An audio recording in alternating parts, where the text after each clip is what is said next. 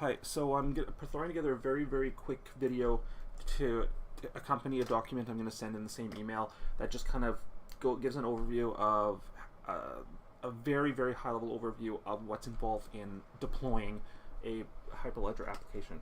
So I have a list of kind of the steps here. This is not the writing of any code or anything. This is just about deploying. So what happens is you will define the business network in a connection.json file.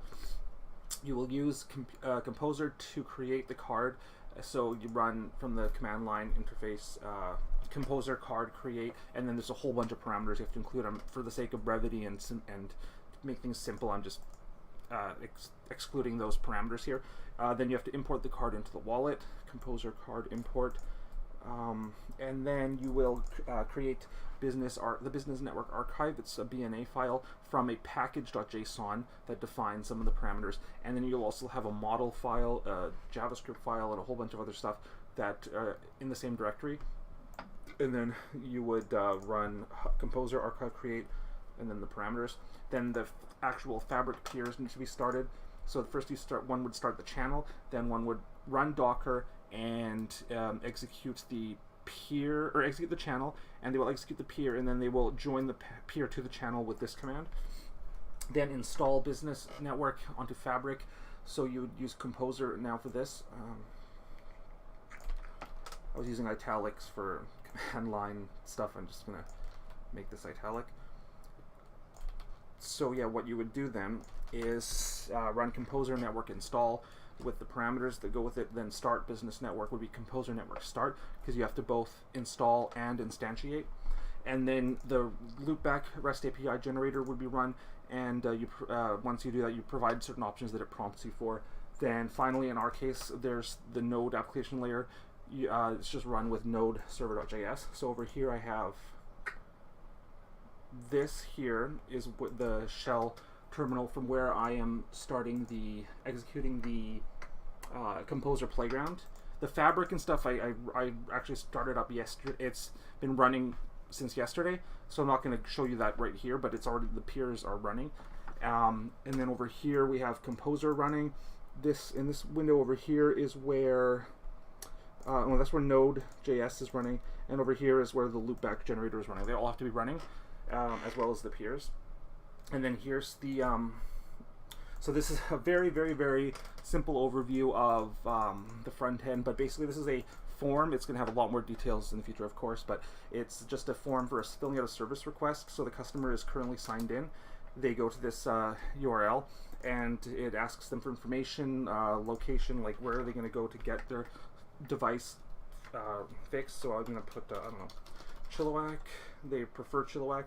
Model number, presumably there would be a drop-down menu where they would choose the model they have that's on their account, but let's say you have to put in manually. It's some IMEI number.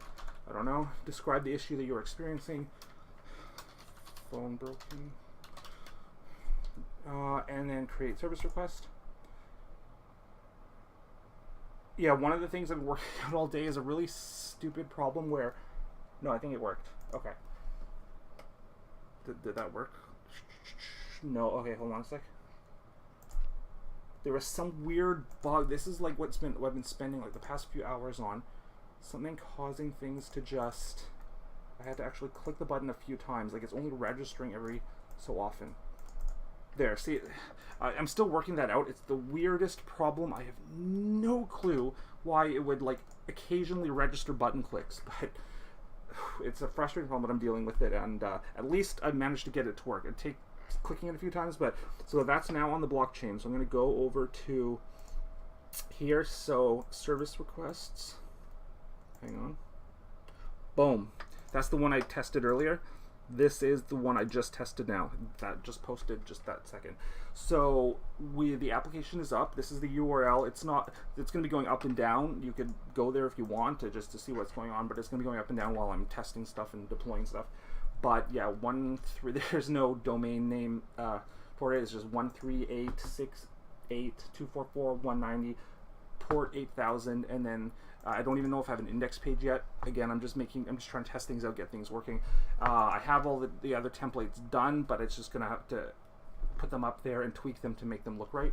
But at least we're at the point where all the unpredictable stuff is out of the way. And there's a document I'm going to send that kind of like a overview of what's going on here, and it kind of summarizes some of the different roles and the ways that Hyperledger applications tasks can be divvied up, as was requested of me. So I threw something together, and I will put that into this email with the link to this video, and then we'll go from there.